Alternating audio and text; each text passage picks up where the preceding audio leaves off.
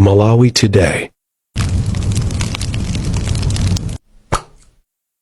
Update on our state of affairs in this electoral process. We pray that you're going to guide us so that everything is going to be well understood and it is going to be to the good of our nation. In Jesus' name we have prayed. Amen. Thank you so much. Let me welcome the chairperson of the Malawi Electoral Commission, Justice Annabel Ntalimanja, commissioners of the Malawi Electoral Commission, CEO Mr. Andrew Mpesi and your two deputies and all members of management and staff from Malawi Electoral Commission. Let me welcome the Chief of Military Operations at the Malawi Defense Force, the Chief of the Defense Forces at the Malawi Defense Force, General Paul Valentino Appeal, and all the senior officers from the Malawi Defense Force. Let me welcome the Inspector General of the Malawi Police Service, Madam Merin Yoram, and all commissioners and senior officers from the Malawi Police Service. The Commissioner General of Malawi Prison Service, Mr. Masako Westcott, and officers from the Malawi Prison Service. Let me welcome all ambassadors, high commissioners, and all heads of diplomatic missions accredited to Malawi, heads of missions, heads of observer missions that are present here, and all observers, local and international. Let me also welcome the heads and the representatives of government ministries, departments, and agencies present here, all representatives of civil society organizations, members of the press, ladies and gentlemen, you're welcome. Today the Commission has got another update regarding the management of the results for the 16th September election, and also make a partial declaration on the results that have been determined so far. So I'll be inviting the chairperson of the Malawi Electoral Commission to give us an address. Olemegezeka amainda abambo tikulandireseni ku mwambo wathu wa lero pamene Malawi Electoral Commission ikufuna kudziwitsa mtundu wa Malawi kuti pamene tiraponya chisankho kuonkhesera ndi kuwunikira zotsatira zonse tili pati. Ndiye madzulo ano tilinso ndi apampando a Malawi Electoral Commission, Justice Annabel Ntalimanja, kuti atipase uthenga kuchokera ku Malawi Electoral Commission. Zikomo kwambiri.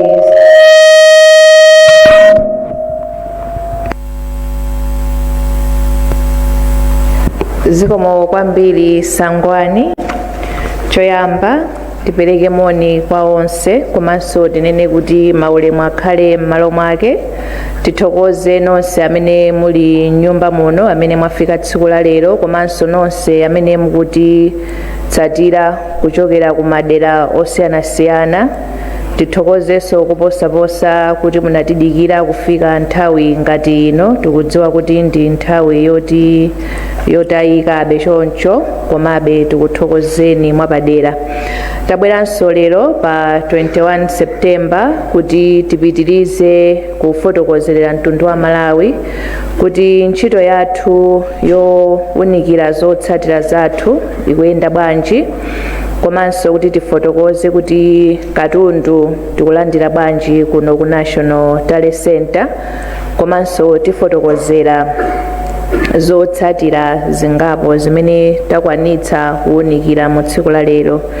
Choyamba tifotokoze kuti pofika tsiku la lero nthawi imene imati 8 koloko madzulo pano, ma constituency athu onse 229 akwanitsa kutumiza zotsatira kudzera pa makina.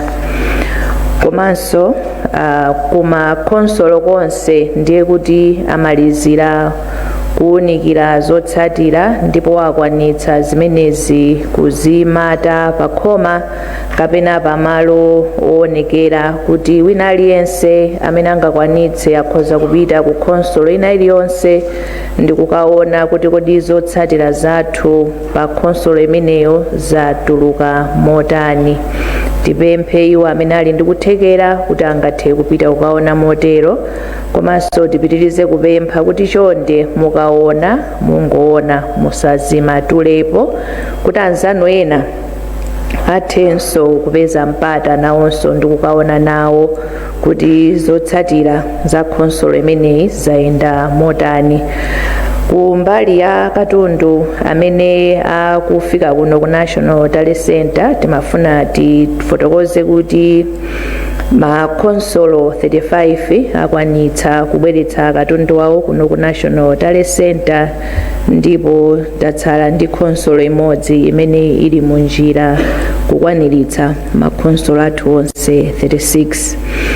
Tifotokozenso kuti malinga ndi ndondomeko za chisankho komanso malamulo tidakalandira madandaulo, tingotsindika kuti njira yotumizira ndiyo kuti muchite kulemba osati kutumiza kaya ndi pa WhatsApp kaya ndi voice note kapena kukayika pa nsamba mchezo zikatero zikhala ngati kuti sitinalandire.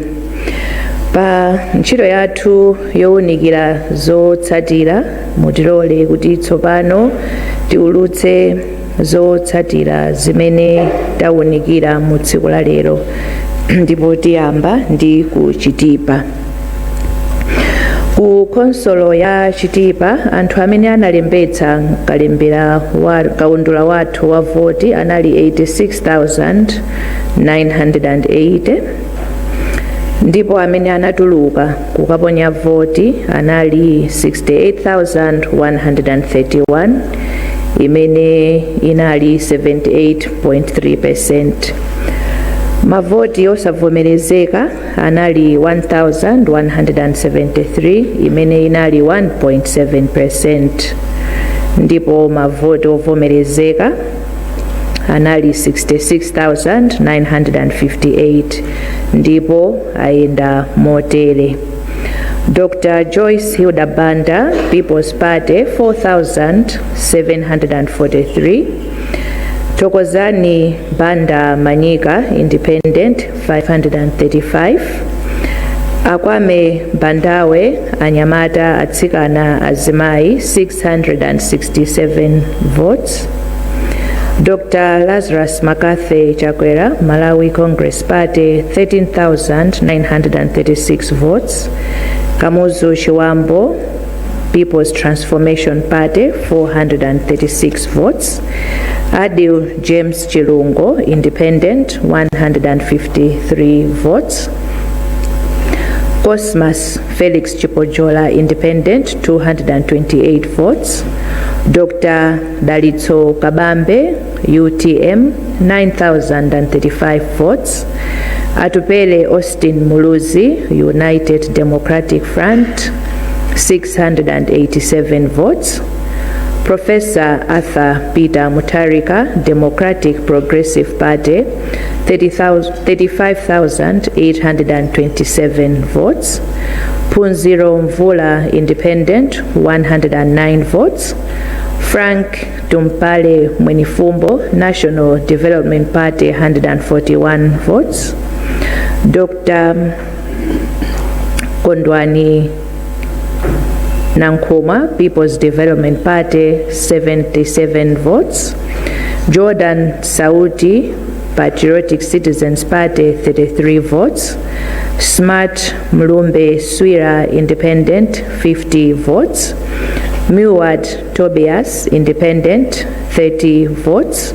Dr. Michael Biswick Usi Ojazaki Alibe Mlandu, 271 votes.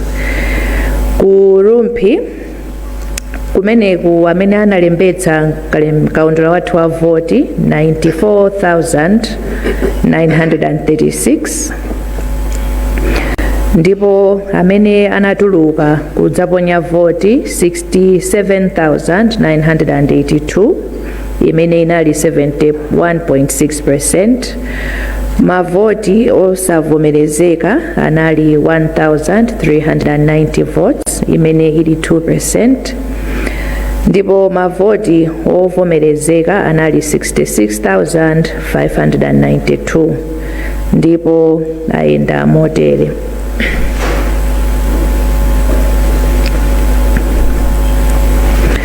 Dr. Joyce Hilda Banda, People's Party, 3,066 votes. Tokozani Banda Manyika Independent 417 votes. Akwame Bandawe Anyamata Atsikana Azimai 530 votes. Dr. Lazarus Makathe Chakwera Malawi Congress Party 24,486 votes. Kamuzu Chiwambo People's Transformation Party 242 votes. Adil James Chilungo Independent 74 votes. Cosmas Felix Chipojola Independent 115 votes. Dr. Dalito Kabambe UTM 6,627 votes. Atupele Austin Muluzi UDF 518 votes. Professor Arthur Peter Mutarika Democratic Progressive Party 29,957 votes. Punziro Mvula Independent 67 votes. Frank Tumpale Mwenifumbo National Development Party 114 votes. Dr. Kondwani Nankuma People's Development Party 97 votes. Jordan Sauti Patriotic Citizens Party 19 votes. Smart Mulumbe Swira Independent 26 votes. Miwad Tobias Independent 14 votes. Dr. Michael Biswick Usi Ojazaki Alibe Mlandu 223 votes. Ndipo kumulanje amene analembetsa mkaundula wa voti anali 279,761. Ndipo amene anatuluka kukaponya voti anali 231,763 imene inali 82.8%. Mavoti osavomerezeka anali 5,251 imene inali 2.3%. Ndipo mavoti ovomerezeka anali 226,512 ndipo amenewa ayenda motere. Dr. Joyce Hilda Banda People's Party 692 votes. Tokozani Banda Manyika Independent 334 votes. Akwame Bandawe Anyamata Atsikana Azimai 343 votes. Dr. Lazarus Makathe Chakwera Malawi Congress Party 3,195 votes. Kamuzu Chiwambo People's Transformation Party 239 votes. Adil James Chilungo Independent 190 votes. Cosmas Felix Chipojola Independent 229 votes. Dr. Dalito Kabambe UTM 2,579 votes.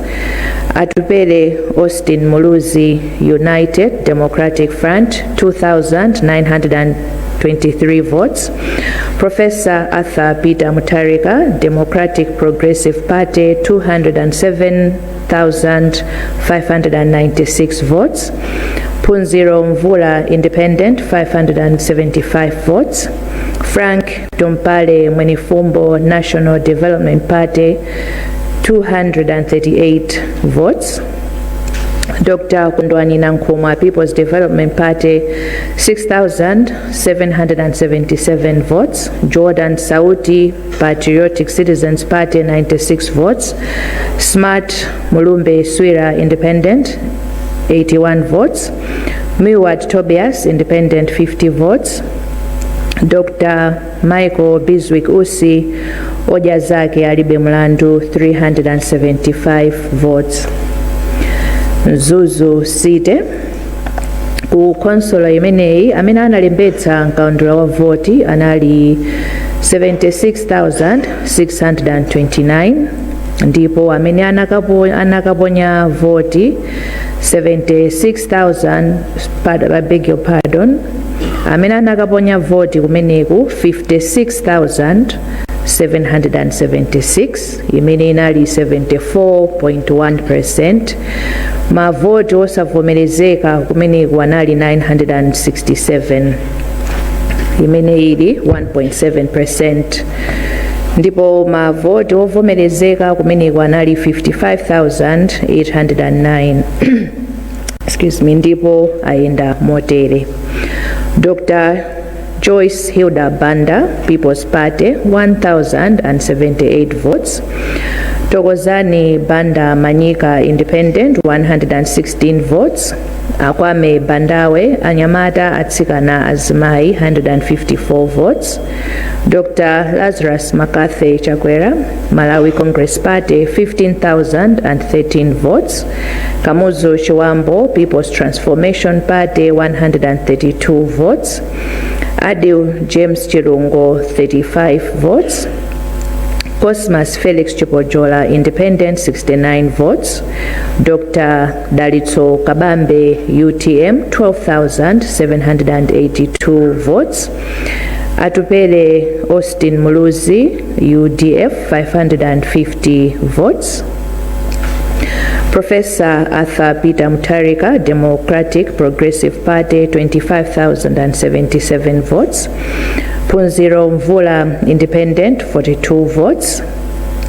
Frank Tumpale Munefumbo, National Development Party, 43 votes. Dr. Kondwani Nankumwa, People's Development Party, 53 votes. Jordan Sauti, Patriotic Citizens Party, 18 votes. Smart Mulumbe Swira, 41 votes. Miwad Tobias, Independent, 11 votes. Dr. Michael Bizwick Usi Ojazake Alibe Mlandu, 595 votes. Kuonjezera makonsola amenewa commission inawunikiranso zotsatira zochokera ku konsolo ya ku Machinga ku Nkhotakota Nkatabe komanso Mangochi municipality. Kumeneku tidakawunikirabe kuti tilongosole ziwiri zitatu ndipo tikamaliza tibweranso ndizotsatira. Kusonyeza kuti pofika tsiku la lero tawunikira makonsolo 13 out of 36.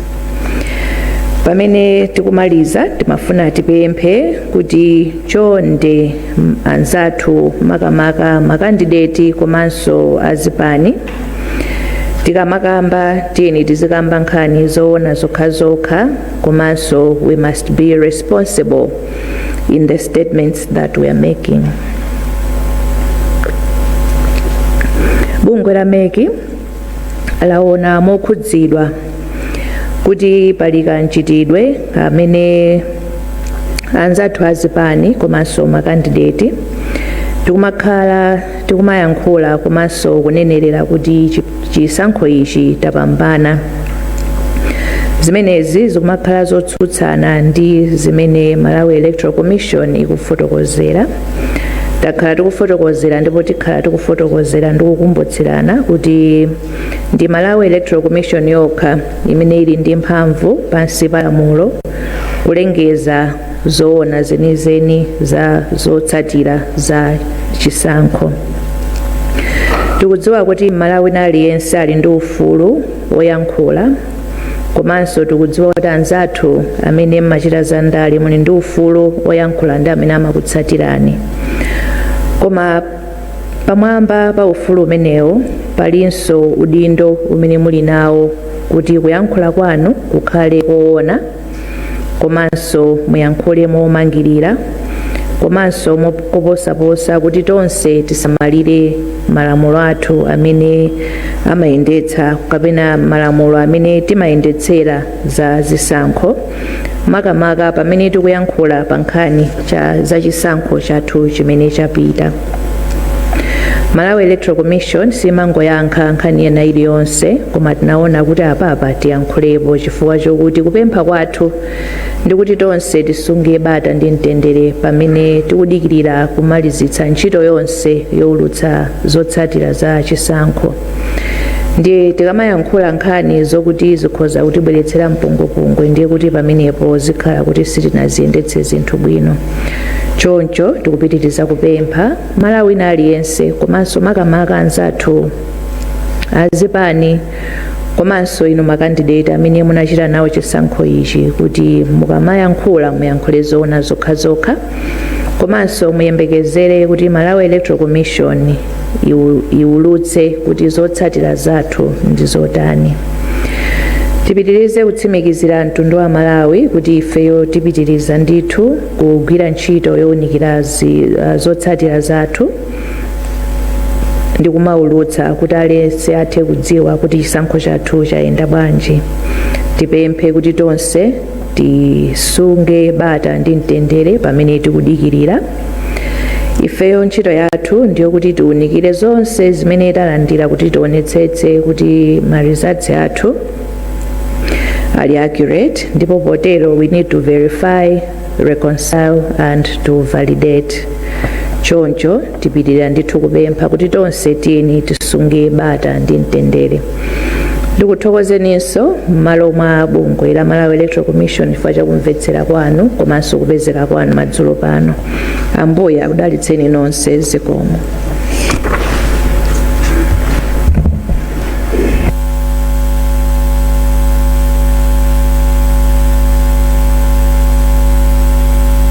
Thank you so much, Honorable.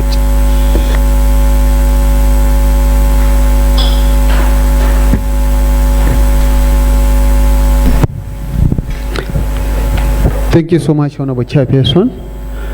As has always been the case, you allow us to invite the media in case they got some questions. So, colleagues from the media, this is your time.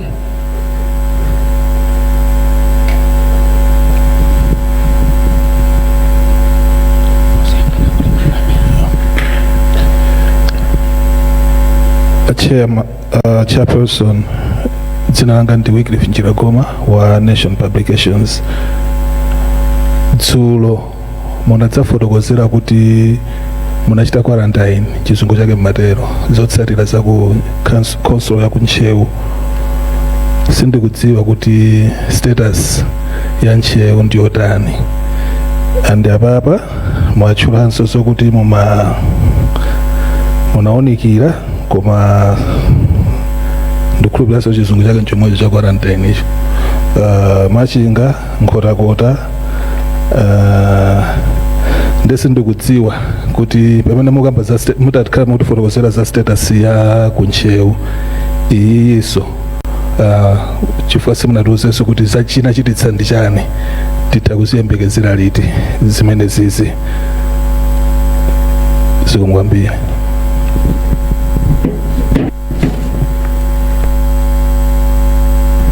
Ndingopitiriza pamene walekezera wa ku Nation. Ine ndi Smart Chaliga kuchokera ku MBC.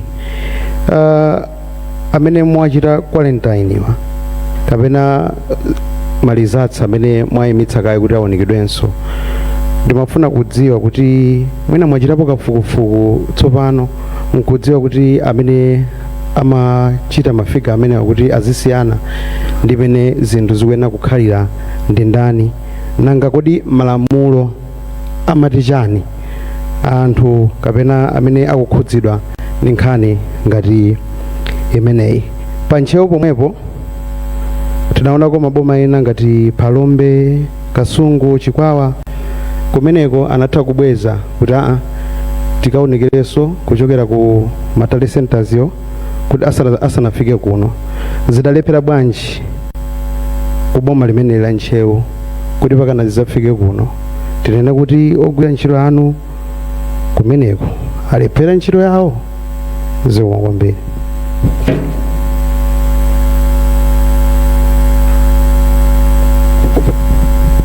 Mazura bwino chair. Ine ndi Richard Fondale kuchokera nga FM. Funso langa ndi limodzi. Amalawi kunjaku afuna atadziwa kuti kutengera maunikira kunena kuti ma percentage tili potani kwa amene akusogola kupangira kuonkhesera kwa makonsolo amene mwaunikira pakadali pano. Zikomo.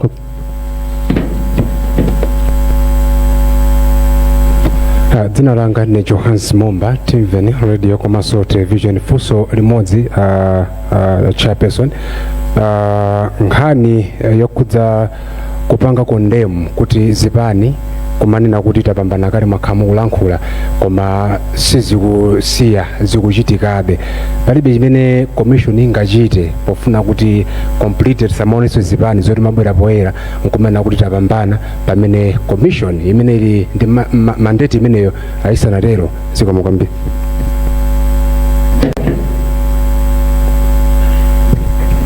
Zikomo kwambiri. Mwina alipemphe chair muyankhe mafunso amenewo tizabweranso zamalizisa ena.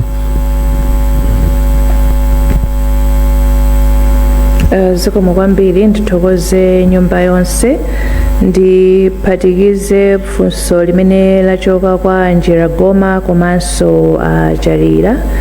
Choyambirira tinafotokozera kuti zotsatira zakuntchewu tayimitsira kaye, ndipo tikamalizitsa tibwera kuzafotokozera kwa mtundu wa Malawi, ndipo tibwerezenso kuyankha komweko kuti tikamalizitsa tibwera kudzafotokozera mtundu wa Malawi.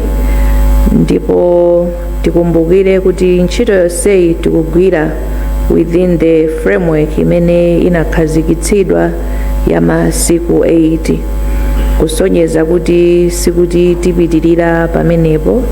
Zimene tinayimitsa zakuntchewu komanso zimene tafotokozera lero kuti tinawunikira koma zotsatira zake sitinalengeze lero, ndiye kuti zimenezi tikamaliza ntchito imene tikugwirapoyo ndiye kuti tifotokozerera ndithu mtundu wa Malawi. Munafunsa kuti kodi sizinatheke bwanji kuti zimenezo azikhonze ku makhonsolo komweko. Mulole kuti pamene tidzabwere kuzamalizitsa nkhani zimenezi tizafotokozera bwinobwino zonse. Linga FM funso lanu ndiyankhe motere. Mukulengeza kwathu zotsatira tikumafotokoza kuti amene analembetsa ku khonsolo imeneyi ndi awa, ndipo amene apambana ndi awa. Tikutchulanso mafiga amene wina aliyense amene anapikisana nawo wapeza. Ndikukhulupirira kuti Amalawi amene mwafunsira funsolo akumamvetsera ndithu tikamatchula kuti awa apeza motere, awa apeza motere. Mwina ndingokuyankhani motero.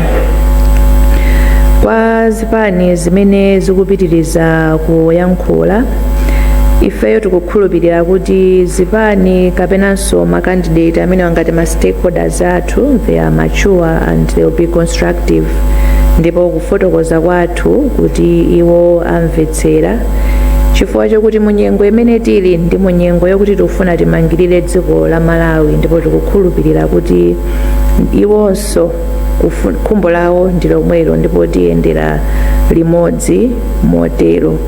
Mwina ndingoyankha mwachoncho panopa. Zikomo kwambiri.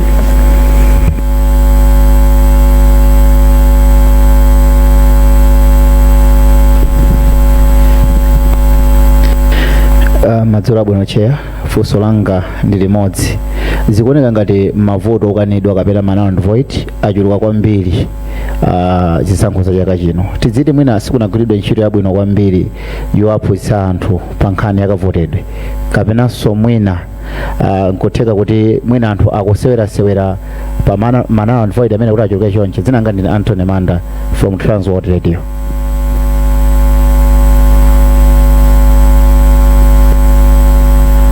Madam, dzina langa Cyrus Phiri kuchokera ku Story Club FM.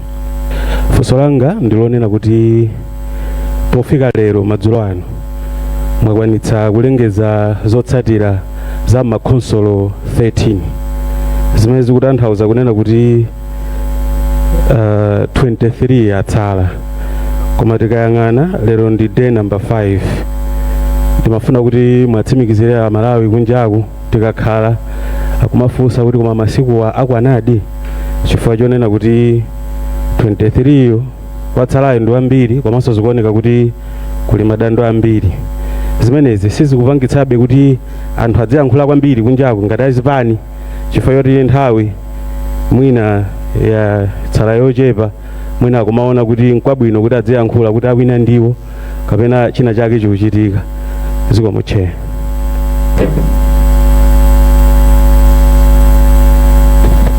zikomo kwambiri. Ine ndi John Poka yuni kuchokera ku Zodiac. Chair, ndimafuna nditamvetsetsa pa nkhani imene mukupempha andale kuti apewe mina kuzichita declare paokha kupambana chisankho. Mwakhala mukufotokoza kumbali yanu kuti akakhala ndi madandaulo azichita follow the right channels kubweretsa madandaulo ku MEC. Mwina inunso ngati ameki pambali powapempha kudzera misonkhano ya atolankhani ngati iyi, mukugwiritsanso mwina ntchito njira zanji kuti muwafikire ndi uthenga umenewo? Ndikukhulupirira kuti muli ndi njira mumadziwa anthu amenewa mmayankhula nawo. Funso lachiwiri, achipani cha MCP makamaka running mate aku MCP Avitumbiko Mumba akuchita allege kuti chipani cha DPP chimafuna kubera mavoti ndipo awagwira. Mafuna nditamvetsetsa ngati mwalandira ku dandaulo kuchokera kwa Avitumbiko Mumba kapena chipani cha MCP zokhudza nkhani imene yofuna kubera mavoti. Funso lina lipita kwa chitetezo, titengerepo mwayi kuti alipo mpano. Avitumbiko Mumba omwewo akuchita allege kuti anthu ena amawatsatira amene akukayikira kuti mwina ndi achifwamba, amafuna kuwachita chiwembu kwa agenda, ndipo akunena kuti anthu amene amangidwa. Mafuna mwina titadziwa chifukwa tinawafunsa kuti anthu amene ndi ndani ndipo ali kuti, kwa mwina tichite benefit from apolisi amene tili nawo pompano pa nkhani imeneyo kuti anthu amene ndi ndani ndipo mwina ali kuti pakadali pano. Nkhani ina amene ndimafuna mwina nditamvetsetsanso kuchokera ku bungwe la MEC, pali mawu amene akubwera pafupipafupi kunena kuti ma results achisankho cha president akuyenera kulengezedwa within 8 days from the polling day. Kwa pano payamba kubweranso nkhani ina kuti pali ka allowance ka 72 hours kamene MEC itakugwiritsa ntchito kuti mwina iwonjezere. At what point do you activate 72 hours imeneyi kuti mwina ndikuwonjezera kupitiriza ndi results management? Zikomo kwambiri Chair.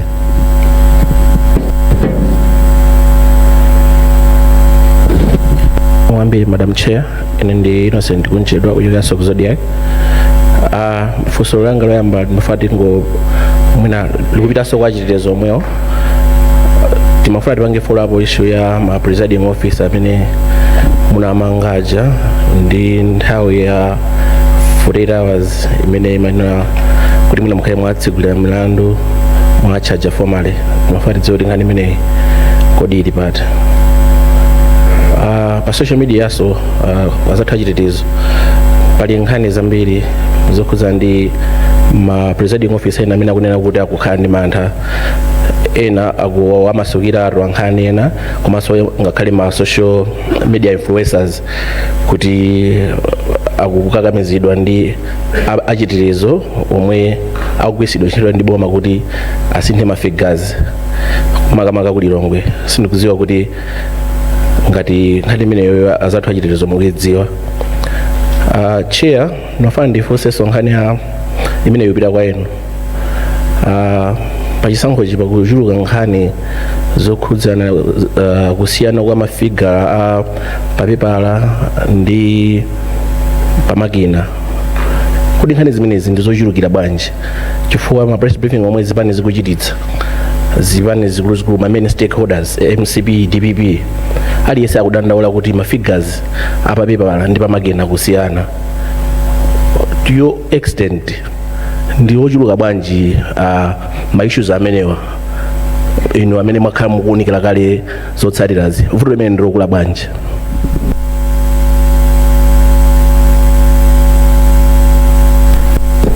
My name is Peter Jagwa from BBC. You have repeatedly been saying during these updates that results are being posted in centers where polling took place, and you encourage people to go and see for themselves. They are allowed to take pictures. I wanted to know whether it would also be an idea, because MEC will have taken pictures of all these results. Would it not be an idea for MEC to publish the same on their website, Facebook page, and other social media spaces that are official MEC social media spaces? Secondly, obviously as a media, we are being bombarded by various stakeholders addressing us, letting us know where they stand on these elections.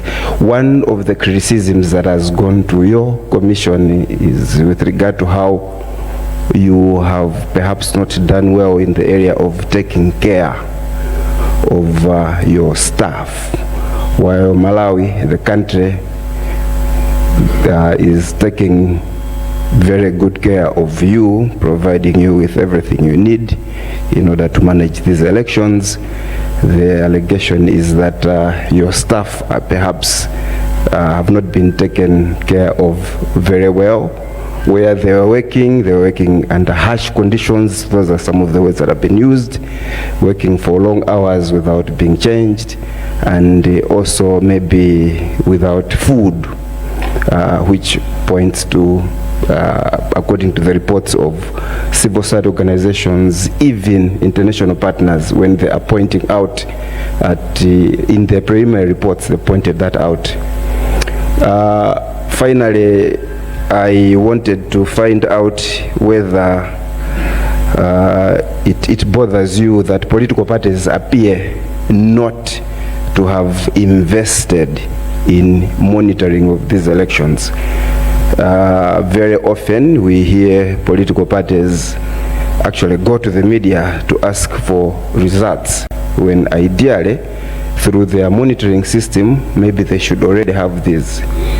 We also are hearing political parties complain about the competence of their own monitors, which maybe points to the lack of investment on their part to ensure that they have monitors who are doing the required job and doing it well. Does it bother you that political parties do not appear to have invested in having good monitors?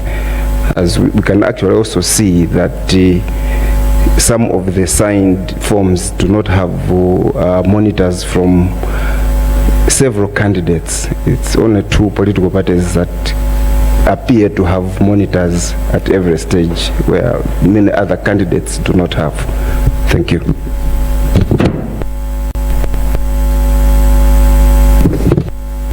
Good evening, Chair and the whole House. Tinanga ni Robert Edward kuchokera ku Lunta TV. Fusolanga likupita to our good men and women in uniform, specifically the police.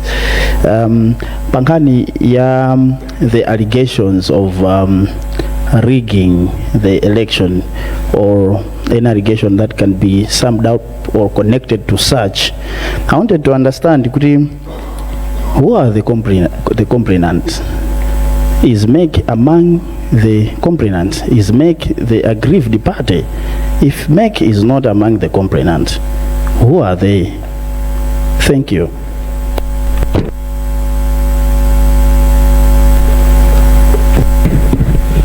Sumu wambiri Chair, tipe mpeudu muyanke mafuso ameneyo kena kwa muzapeleka mawu otsekera.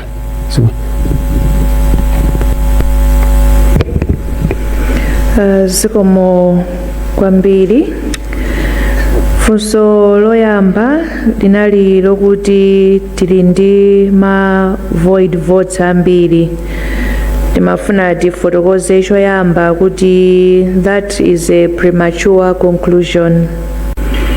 Sitinamalize kuwerengera mavoti athu.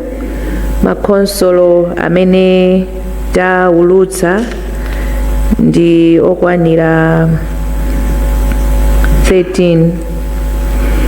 Ndikuona ngati mwina mukanadikira kaye kuti tikamaliza kuwerengera makonsolo onse ndipo tikaulutsa kuti pa mavoti athu onse amene anaponyedwa, amene anali void, ndi mwakuti then we can have that conversation kuti kodi ma void votes amene wachuluka kapena ayi, and draw conclusions therefrom, if any. Silas Piri from Story Club. 8 days is the framework that the Commission has been provided with. Ndipo ife tikugwira ntchito moyang'ana masiku amenewo, whilst balancing the need for the nation to know kuti kodi zotsatira zathu zaenda bwanji, whilst also being thorough and meticulous at the same time. This was a general election. We need to give and deliver to the people of Malawi zotsatira zimene taziunikira moyenerera. Koma kutsimikizira kwathu ndiko kuti tikulunjika pa masiku amenewo ndipo tigwira ntchito mu nthawi imeneyo. John Paul Kayuni mwafotokoza kuti talandira dandalona lililonse kuchokera kwa running mate a chipani cha Malawi Congress Party. Tifotokoze kuti talandira complaint from chipani cha Malawi Congress Party, among others, citing ma irregularities amene iwowo akuona kuti anaona. Ndipo as we are looking at the district councils, tikuyang'aniranso madandaulo amenewa kuonjezeraponso ena amene talandira. Mwafunsa kuti kodi tipanga extend ndi 72 hours. Ndimafuna ningokufotokozerani kuti mukaliwerenga bwinobwino lamulolo makamaka imene ndi gawo 92 la lamulo loyendetsera chisankho cha president, aphungu a nyumba ya malamulo komanso makhansala. Pali ndondomeko zimene zinakhazikisidwa kuti lamulo limenelo lichitidwe invoke, ndipo Malawi Electoral Commission sinafotokoze kuti likufuna litsatire ndondomeko zimenezo. Kunchedwa mwafotokoza kuti kuli ma allegations a discrepant figures, ndipo ndithokoze kuti mwagwiritsa ntchito mawu amenewo. Kupempha kwathu tipitiriza monga ndinafotokozerera kale kuti tikamafotokoza choyamba let us be factual, komanso tiyeni tisangopanga pedo chinthu chokuti mwina umboni wake tilibe. Malawi Electoral Commission ikuunikira zotsatira zathu, ndipo zimene tidapeze tikamazamalizitsa ntchito yonse tizafotokoza. Pakadali pano tiyeni tiyembekezere kuti tigwire ntchito yathu mwa ukadaulo umene ulipo, tikamaliza zonse tifotokozera moyenerera. Mr. Njekwa from BBC. Obligation that the Malawi Electoral Commission has is to, number one, provide copies of results from the polling station, but also the tabulated results at the constituency tally center, district tally center, and here the national tally center, to provide copies thereof to political party representatives, and also to post on any prominent place at the place where polling took place or tallying took place, and we have met that obligation by providing copies thereof and also posting on prominent places. The allegation that we have harsh working conditions, tifotokoze monena motere. Choyamba, ntchito ina iliyonse imakhala ndi, allow me to call them terms of engagement. Tonse tikudziwa kuti chisankho chimachitika motani.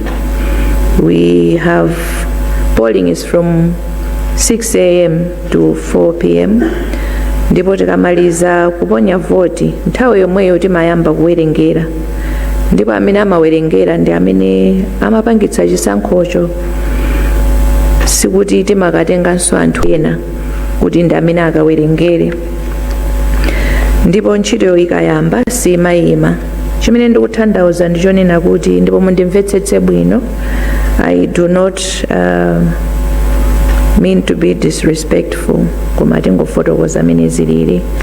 Munthu akamabwera kuzanena kuti ndimafuna mundilembe ntchito kuti mwina ndikakhale presiding officer kaya ndikakhale constituency returning officer, ndiye kuti munthu uyo wazindikira kuti the terms of engagement ndiotani.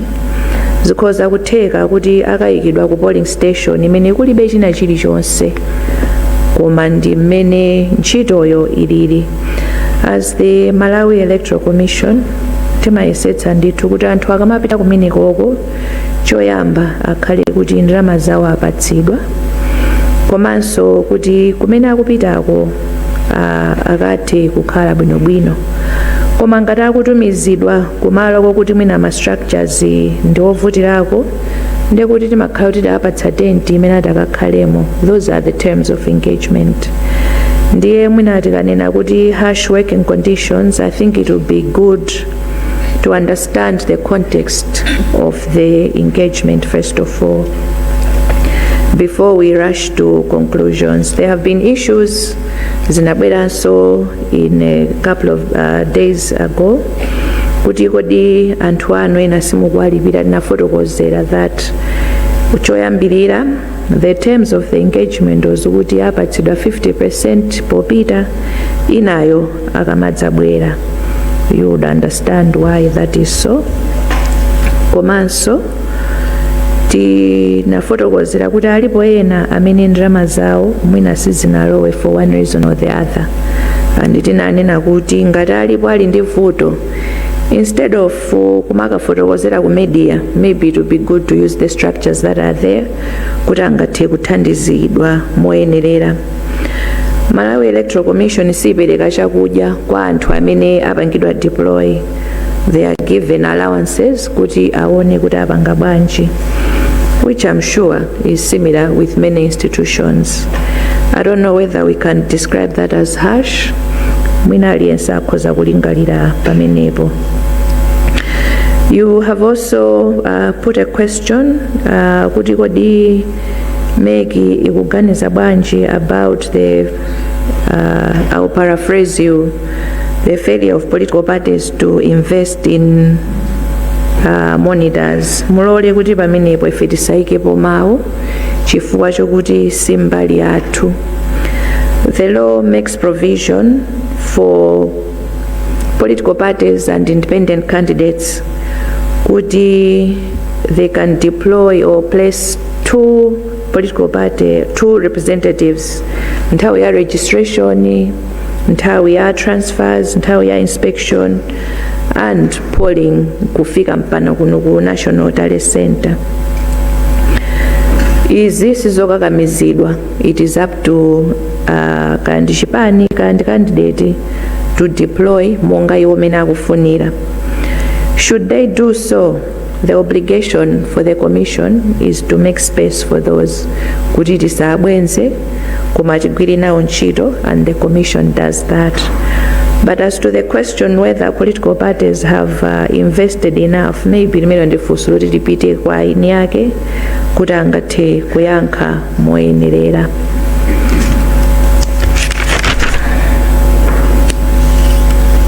I think funso lina limapita ku Malawi Police Service. Zikomo kwambiri Madam IG.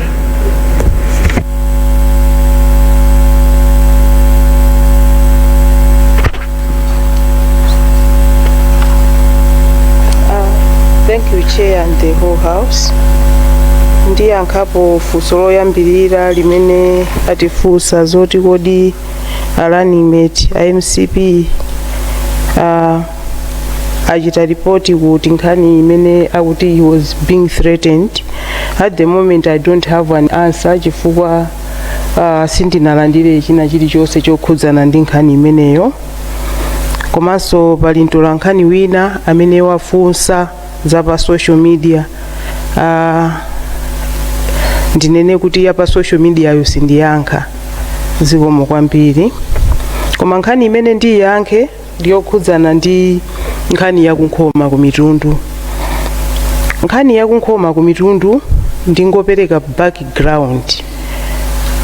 Background yake ndiyoti munthu adafuna kudzipha. Ndiye mulandu umene munthu akufuna kudzipha wodandaula limakhala boma la Malawi. Ndi criminal case ndithu. Nde ife timachita follow mulandu umenewu kuti kodi munthu uyu akuti ukuku munthu wafuna kudzipha titani. So ife timafufuza mulandu woti munthu afuna kudzipha. Ndiye asilikali yathu pa ma investigations ndi pamene munthu ameneyi anafotokoza kunena kuti anachita confess fraudulent activities in relation to elections.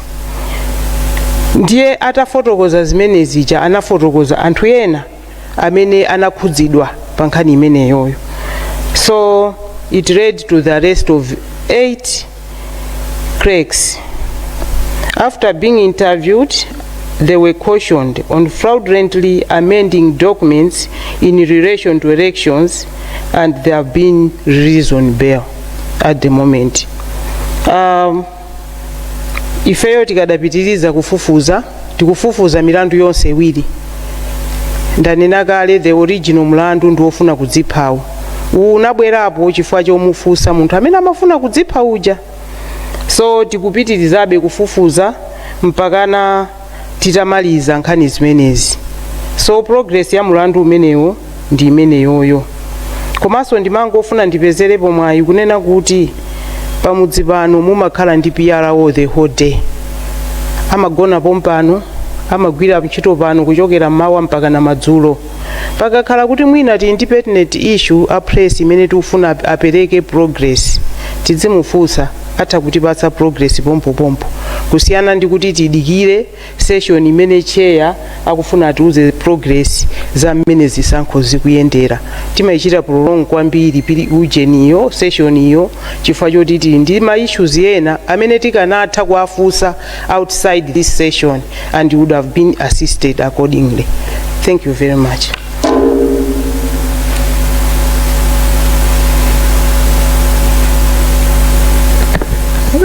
Thank you so much, Chair. That's the end of it, but I will request that you give your concluding remarks. Thank you. Choyamba ndi thokoze nonse amene muli nyumba ino for your attendance this evening. Komanso tipitirize kuthokoza mtundu wa Malawi chifukwa chosunga bata ndi mtendere. Ifeyo tipitiriza kugwira ntchito mochilimika komanso kufotokozera mtundu wa Malawi mmene zotsatira zathu zikuyendera. Ambuye akudalitseni nonse. Usiku wabwino. Tinamba ndi pemphero ndera pempheso mwajana pempheraja azatsekere. So tipemphere. Tikuthokozana Ambuye chifukwa chokhala nafe pa nthawi imeneyi pamene nali ndi press briefing yathu.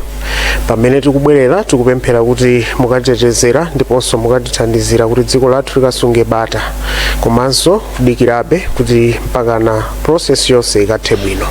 Mu dzina la Yesu Khristu tapemphera ndi kuyamika. Amen. Ndiponso kutsiriza ndithu kuulutsa kwathu kuno ku Bingu International Convention Center, makamaka kunonso ndi ku Mental Center.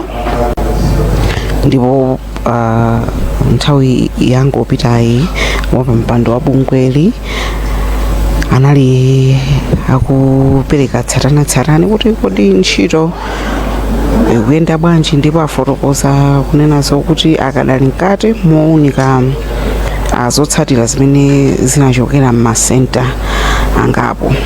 Ndipo anena kuti masiku ali mkudzawa ntchito ikhale ikupitirirabe, ndipo akhalibenso akupereka chithunzithunzi komanso kupereka ndithu zotsatira zotsimikizika zimene azitsimikiza atawunika zotsatira zochokera m'makonsolowa.